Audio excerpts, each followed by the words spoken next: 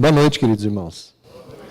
Que a paz do Divino Mestre Jesus, essa paz que envolve os nossos corações, quando aqui nos encontramos, possa ser uma constante em nossas vidas, né? É tão gostoso essa paz aqui no Portal da Luz, que recebemos quanta luz, né, Domingos? Aqui, nossa, isso é revigorante, né? Nós aqui agradecemos a oportunidade de aqui estarmos novamente, essa casa matre nossa, né?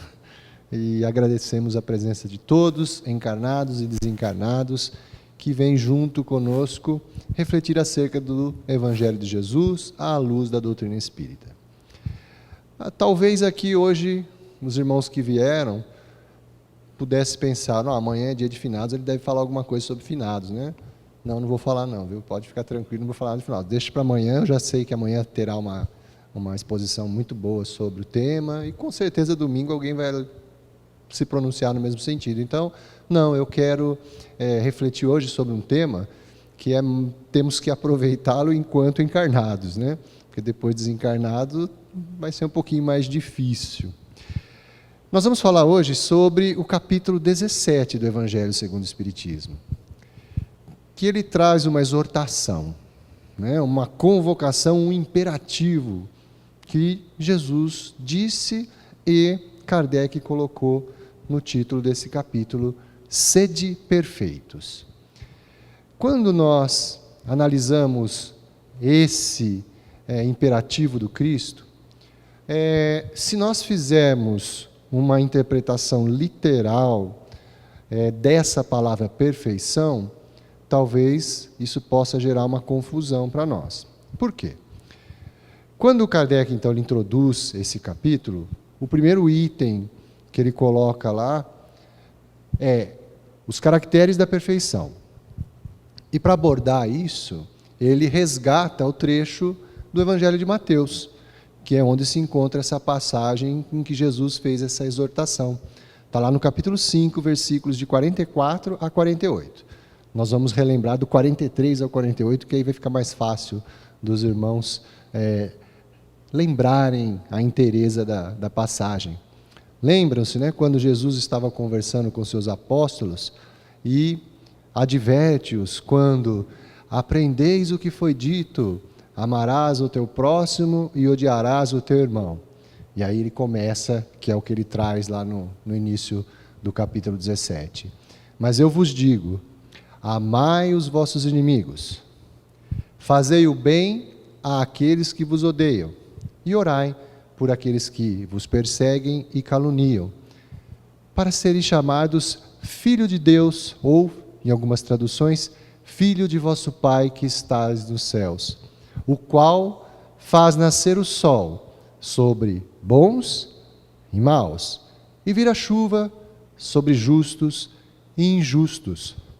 Pois, se amares apenas aqueles que vos amam, o que fareis de especial nisso? Não fazem assim também os publicanos?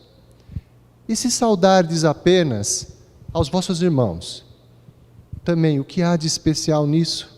Assim não fazem também os gentios? E aí vem, sede, pois, perfeitos, como perfeito é vosso Pai. E é daí então que Kardec tira o título do capítulo, sede perfeitos. Mas aí vem essa complementação, sede perfeitos, como perfeito é vosso Pai. Por isso que eu disse, se nós nos apegarmos à expressão perfeição, no seu sentido de absolutez, da impecabilidade, pegarmos no seu sentido absoluto, nós vamos criar um paradoxo e vamos derrogar uns conceitos que a gente já aprendeu e já estudou à luz da doutrina. Principalmente lá no Livro dos Espíritos, na primeira parte, quando se trata da natureza de Deus. Quando nós verificamos que Deus é a inteligência suprema, a causa primária de todas as coisas, aí lá na questão número 13, Kardec elenca uma proposta de atributos dessa divindade. E uma delas é ser único. Ora, se é o único ser que tem na completude todas as faculdades, a perfeição absoluta, Se ele é único, se nós interpretarmos literalmente a proposta de Jesus, sede perfeitos como perfeito é vosso Pai, poderíamos, de forma equivocada, imaginarmos que seremos um dia perfeitos da mesma forma que o Pai o é. E isso geraria, como disse, um paradoxo, porque como existirão dois seres ou mais perfeitos absolutamente, aí Deus já não seria único, seriam vários. Então é óbvio que a proposta de Jesus, essa palavra perfeição, ela tem um outro significado, que vai ser relativizado. E a gente não precisa fazer alguns malabarismos para chegar a essa conclusão. A gente já pode de imediato buscar o texto na origem, como Kardec fez inúmeras vezes. Quando algumas passagens ou palavras que pareciam dúbias as interpretações, ele ia lá na essência buscar o significado. A exemplo daquela questão mais fácil, um rico, um camelo passar por um buraco de uma agulha do que um rico adentrar no reino dos céus. E ele vai buscar o que significa essa palavra, camelo, e faz lá uma interpretação, tem até uma nota de rodapé lá no Evangelho. Da mesma forma, se nós buscarmos no original dos Evangelhos, em grego, a palavra que está lá, que foi traduzida em algumas versões como perfeição, na verdade, no grego, aparece lá teleos. Teleos, em grego, ele não tem o significado dessa perfeição absoluta, da forma como às vezes fazemos a interpretação equivocada. Teleos, do grego, vem de telos, que significa maturidade. Significa, uma coisa, a gente fala assim, uma coisa, a palavra teleologia, teleologismo, que nós utilizamos na língua portuguesa, que deriva do teleos, significa exatamente isso. Quando alguma coisa, ela é teleológica, quando ela atingiu na completude o propósito da sua criação. Então, dizemos que ela atingiu a completude para o objetivo ao qual ela foi criada. Existe até uma forma no direito de interpretação das leis, a hermenêutica jurídica, que usa esse tipo de ferramenta. Nós temos as interpretações literais da lei, que são aquelas interpretações que são feitas apenas verificando o significado literal da palavra. Às vezes são úteis, porém, às vezes muito limitadas. Existem também interpretações sistemáticas, que levam em conta a disposição do artigo, do dispositivo legal, dentro da lei. Como que ele foi sistematizado para você saber, olha, para acontecer isso, tem que ter acontecido aquilo antes, e você faz uma interpretação sistemática. E existe a interpretação teleológica, que é interpretar a lei, tendo em vista qual é o objetivo dela. Então, quando você vai fazer a interpretação de algum artigo que pode trazer dúvidas, usando a interpretação teleológica, significa, olha, não vai fazer sentido eu interpretar dessa forma, porque se eu assim o fizer, a lei perde o sentido. Então, vamos supor que eu tenho uma lei que estabeleça um determinado benefício lá. Aí, de repente, tem um artigo lá que ele tem uma interpretação dúbia. Qual é a melhor interpretação usando a teleologia? Qual o uso daquele artigo para que o fim de atingir aquele benefício seja conseguido. Senão, não faz sentido a existência daquele artigo lá. Tá? Então, se nós nos apegarmos a essa palavra de origem no grego, aí começa a ficar mais fácil compreender o que Jesus quis dizer e também a explicação de Kardec nesse item. Por quê? Porque se nós agora enxergamos essa perfeição, olha, seja perfeito como o vosso Pai Celestial é, perfeição agora é nesse sentido relativo de que, olha, faça as coisas conforme você já está programado para atingir determinado objetivo. E aí, Somada a essa interpretação da palavra teleos, nós também temos uma outra informação importantíssima que acontece na passagem e às vezes passa desapercebido. Como é que Jesus fez referência a Deus nessa passagem? Ele utilizou um pronome possessivo para fazer referência a Deus. E qual foi esse pronome? Vosso Pai. Por que isso faz diferença, Adriano? Ora, se nós verificarmos no Evangelho, as passagens do Evangelho, nós verificaremos, constataremos que Jesus, ao fazer referência a Deus, quando utilizava esses pronomes, ele utilizava 3 formas. Meu Deus, ou meu Pai, né? Meu Pai, nosso Pai e vosso Pai. Ora, isso tem uma razão de ser. E vai ao encontro dessa questão de perfeição, agora entendida como agir de forma que você obedeça à finalidade para a qual você existe. Quando Jesus utilizava o pronome meu para fazer referência a Deus, meu Pai, o que ele estava querendo dizer com isso? Naquele pronunciamento dele, utilizando o possessivo meu, tudo está relacionado com a compreensão e o entendimento que ele, Jesus, já tinha do Criador.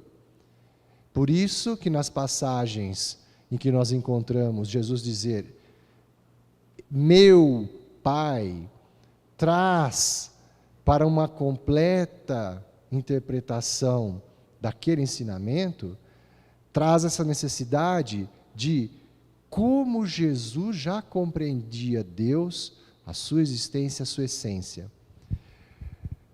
Por exemplo, aquela passagem, meu Pai trabalha até hoje e eu também trabalho. Então, quando ele faz uma afirmação dessa, o trabalho que ele compreende de Deus é um trabalho muito diferente daquele que nós compreendemos. Por quê? Porque Jesus já tinha e tem um grau de compreensão, sentir e entendimento de Deus que está lá na questão 10 do Livro dos Espíritos. Porque Kardec indaga, será que o homem é capaz de compreender a natureza íntima de Deus? E aí a espiritualidade responde, não. E por que não? Porque ainda lhe falta um sentido. Mas na questão seguinte, na 11, fala, olha, mas ele vai um dia conseguir? Sim.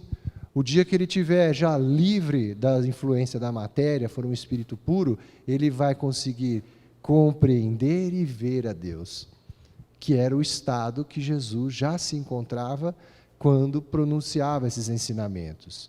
Então, quando ele faz referência nas passagens a meu Deus, é com o grau de intimidade dele, como Espírito perfeito, já sentia, compreendia e entendia Deus.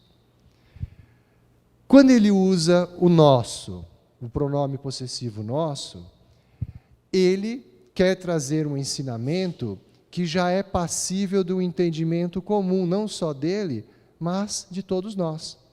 O exemplo clássico dessa passagem, Pai nosso que estais nos céus. É aquela noção da existência de um Deus único, Criador de tudo e de todos, esse Pai único, amoroso, infinitamente bom e justo. Essa compreensão já é de conhecimento comum, então é possível dele referenciar Deus como nosso Pai nessas situações. Mas ele não usou nem o meu Pai e nem o nosso Pai nessa passagem. Ele disse, sede perfeitos, como perfeito é o vosso Pai. Quando se usa esse possessivo vosso, Jesus está a querer dizer, olha, esse ensinamento, esse imperativo diz respeito ao grau de compreensão e entendimento que você já tem de Deus. Vosso Pai. Ora, que interessante isso. Agora pegando a questão da perfectibilidade no sentido de cumprir na integralidade aquilo a que você foi proposto. Se Jesus tivesse dito, sede perfeitos, como perfeito é o meu Pai, ele estaria a cobrar de nós algo impossível de se realizar até então. Porque como eu devo me comportar como Deus, da forma como Jesus já o compreende? Não dá. Da mesma forma, por que ele não usou sede perfeitos como nosso Pai é perfeito? Porque o nosso é um entendimento comum. Haverá aqueles que já têm uma compreensão um pouquinho maior e outros um pouquinho menor. Então, eu não posso cobrar de você algo que você tem a mais, sob pena de você estar sendo subutilizado, e nem a menos, sob pena de eu estar cobrando de você algo que ainda você não tem condições de dar. Então, a perfeição que se pede de nós aqui é, Jesus, em outras palavras, ele delimitou o tema quando disse, amai o vosso inimigo, fazer o bem àqueles que vos odeiam e orai por aqueles que vos perseguem e caluniam. Aí ele já delimita aquilo que nós já temos condições de realizar. Por quê? Porque no nosso entendimento de Deus, e ele usa a comparação. Olha só na passagem como fica fácil de compreender. Deus que faz nascer o sol sobre justos, sobre maus e bons, e vira chuva sobre justos e injustos. Deus, na sua infinita perfeição, é capaz disso. Eu, na minha compreensão de Deus, no meu entendimento, na compreensão da lei, amor, justiça e caridade, óbvio que eu não vou fazer nascer sol e nem virar chuva, mas eu já posso perdoar aquele que me ofende, já posso amar o meu inimigo, já posso orar por aqueles que me perseguem, me caluniam. Então, guardadas as devidas proporções, quando ele diz, como vosso Pai, olha, você já compreende um Deus infinitamente bom, justo, caridoso, você já entende isso? Então, o que você espera desse Deus, ele sendo tudo isso? Ora, que ele faça nascer sol e chuva para todos. Ora, então se você já sabe que com essa perfeição Deus deveria fazer tudo isso, então você, como o vosso Pai age na perfeição dele, haja você também na sua capacidade de fazer o bem, de perdoar, de amar. É isso que Jesus está nos pedindo, que nós façamos a nossa parte. E por que fica claro ainda essa lição? Porque ele faz uma comparação com dois personagens que, ao tempo do Cristo, eram tidos como personagens malquistos, pecadores. Eram personagens rejeitados pela comunidade judaica. Os publicanos, cobradores de impostos, e os gentios, também dito pagãos, aqueles que não seguiam a mesma fé do povo judeu, do povo hebreu. Então, esses eram tidos como pecadores. Ora, se você não faz nada daquilo que você já entende que deve ser feito, porque você já tem uma percepção e um entendimento de Deus, que diferença você tem de um gentio e de um publicano? Nenhuma. Nenhuma. Por quê? Porque você só está fazendo o que eles também fazem. E para isso, eles não compreendem Deus, a sua infinita bondade, o seu infinito amor, da forma como você compreende. Então, uma vez que nós compreendemos tanto o sentido da palavra, como essa intimidade com Deus, nós não vamos mais estar derrogando nenhuma lei acerca da unicidade de Deus. Por quê? Porque a partir do momento, então, que a gente tem essa progressividade, o vosso Pai, percebam que, quando eu estou nesse grau de evolução, de compreensão, de entendimento, eu tenho uma visão de Deus aqui. Eu compreendo, eu estou adquirindo sentidos que me fazem enxergar Deus de uma forma. Maravilha. Se eu subo um pouquinho mais, os meus sentidos se ampliam. Então eu tenho condições de observar mais e mais atributos de Deus. E assim, cada vez que eu dou um passo, a minha percepção e compreensão de Deus também dá um passo adiante. Então nunca haverá essa derrogação de ser perfeito no sentido absoluto igual ao Pai, porque à medida que eu evoluo, a minha capacidade de compreender a Deus também aumenta. Aí poderia se dizer, nossa, mas isso aí é motivo de angústia, de desânimo, porque eu nunca... Não, pelo contrário. Isso é o que nos move. Isso é incentivo. Você, a cada dia que passa e evolui, você compreende melhor a Deus. Você entende melhor a Deus e vai se descortinando um universo infinito. E isso é motivo de dar ânimo, porque é descoberta, é aquisição, é a verdadeira felicidade prometida aos espíritos puros, que já compreenderão a Deus na sua plenitude. E aí, meus irmãos, eu vou trazer à baila aqui uma lição do hermeneuta por excelência do Evangelho de Jesus. Esse Espírito que sempre colaborou e colabora até hoje conosco, nos auxiliando nas interpretações das lições do Evangelho, nós encontramos também uma mensagem de Emmanuel sobre essa passagem. Só que ele não é necessário ele nem tão a fundo assim de interpretar sentido de palavra, todos os versículos. Ele só pega só o versículo 46, que é a parte em que Jesus fala: não fazem assim os publicanos?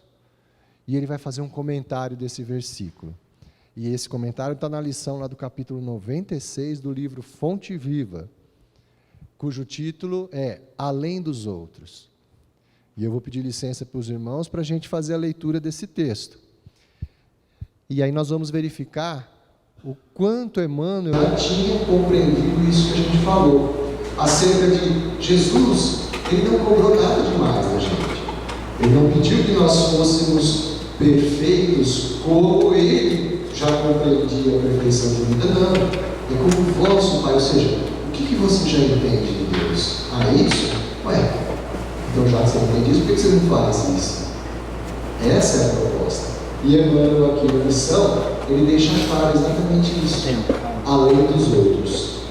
Vamos dar um minutinho então.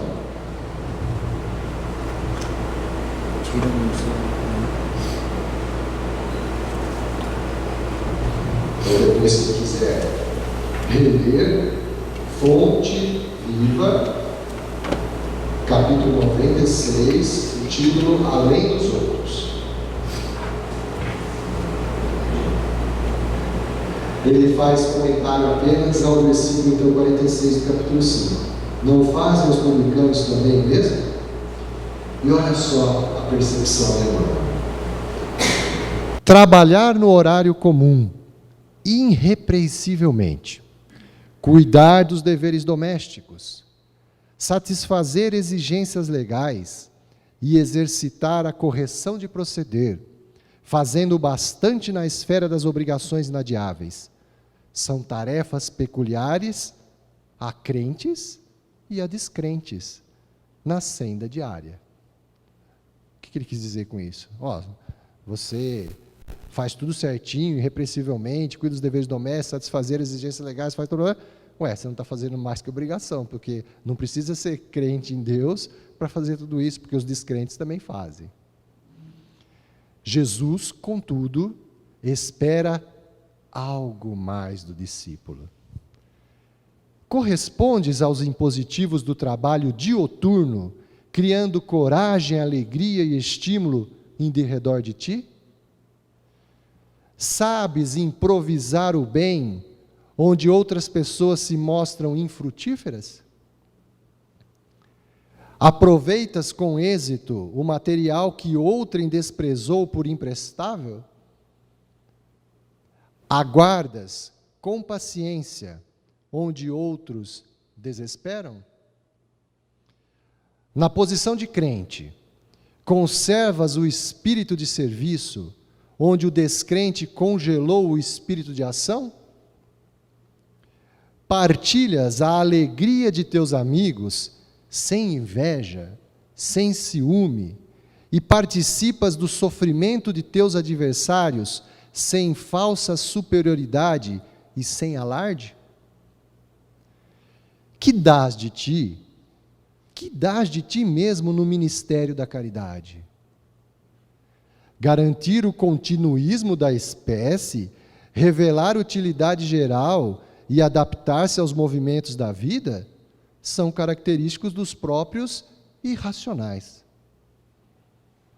O homem vulgar, de muitos milênios para cá, vem comendo e bebendo, dormindo e agindo sem diferenças fundamentais na ordem coletiva.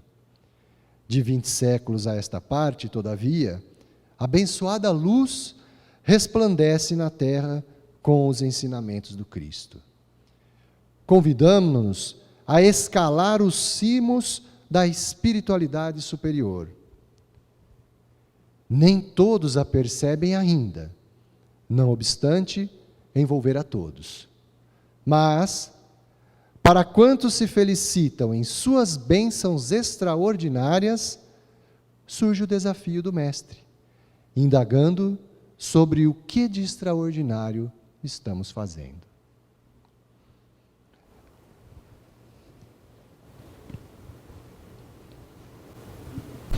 Bom, meus irmãos, acho que Emmanuel, capturou a essência da perfeição.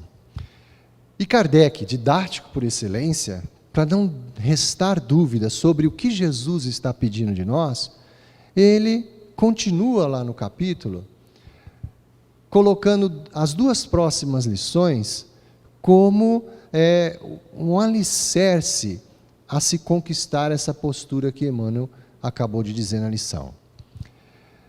Quando ele apresenta, então, esses caracteres do homem de bem, ele, na verdade, está dando pistas para a gente, e ele só vou lembrar o primeiro parágrafo, porque você tem mais de 20 parágrafos lá elencando algumas características, mas, se atendermos à primeira, as outras, na verdade, são corolários, derivados da primeira. O homem de bem é aquele que cumpre a lei de amor, justiça e caridade na mais pura visão, na sua pureza. É o que nos pede Jesus, nos sede perfeitos. Você já tomou conhecimento da lei de amor, justiça e caridade? Então cumpra. É isso. Ser perfeito é isso. É você cumprir de forma integral a proposta da sua existência. Ser caridoso. Na essência. Quando Jesus fala amar, o orai, o querer o bem, Kardec já tinha perguntado lá como é que Jesus entendia a caridade. Benevolência para com todos, indulgência para com as imperfeições alheias, perdão das ofensas. Essa é a finalidade nossa. Ser perfeito é isso. É, no fundo, o exercício pleno da caridade desinteressada. É isso que ele pede da gente. E se você ficou com dúvida de entender alguma daquelas características do homem de bem, que Kardec, mais didático que aquilo, impossível, porque ele coloca a regra geral, que é cumprir a lei de amor, justiça e caridade, e se ficou com dúvida, então eu vou expor algumas situações que você também é exposto no dia a dia. E será que você se comporta em sintonia com essa lei de amor, justiça e caridade? Então ele coloca lá no homem de bem na condição de chefe, de subordinado, de ofendido. Colocam todas as situações que nós enfrentamos no dia a dia.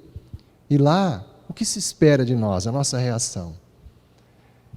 E para encerrar a proposta da noite, traz ele, Kardec, na sequência, logo depois dos caracteres do homem de bem, fala dos bons espíritas. Dos bons espíritas. E ele começa o título exatamente assim: o espiritismo bem compreendido, mas, acima de tudo, bem sentido, vivido, conduz de forma certeira aos atributos descritos anteriormente.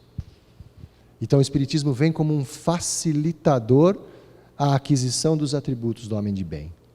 E encerra a lição do bom espírita como? Com a máxima que todos nós aqui conhecemos, repetidamente ouvimos e, às vezes, titubeamos. Reconhece-se o verdadeiro espírita como? Que é aquele que está querendo adquirir os atributos do homem de bem. Reconhece-se o verdadeiro espírita pela sua transformação moral e pelos esforços que faz para vencer as suas más inclinações. Então, meus queridos irmãos, o sede perfeitos aqui, vamos desmistificar. Ninguém está pedindo nada mais do que nós somos capazes já de dar. A nossa compreensão do Pai, do seu amor infinito, da sua bondade infinita, já nos proporciona meios de também amar, de também perdoar, de sermos indulgentes, de vencer as nossas más inclinações e, consequentemente, adquirirmos os atributos do homem de bem. Então, a proposta da noite, meus queridos irmãos, era essa. Como diz Emmanuel, além dos outros, o que Jesus nos pede é: vamos fazer o algo a mais. Pois, se assim não fizermos, que diferença temos entre nós, publicanos, e gentios? Que Deus abençoe a todos, Jesus nos proteja e até uma próxima oportunidade, se Ele assim nos permitir. Permaneçam em oração, concentrados, aqueles que porventura ainda necessitarão do passe, fiquem em oração, meditando sobre a proposta da noite e não tenham dúvida que serão, sem dúvida nenhuma, atendidos nas necessidades que possuem e da melhor forma possível. Tá bom?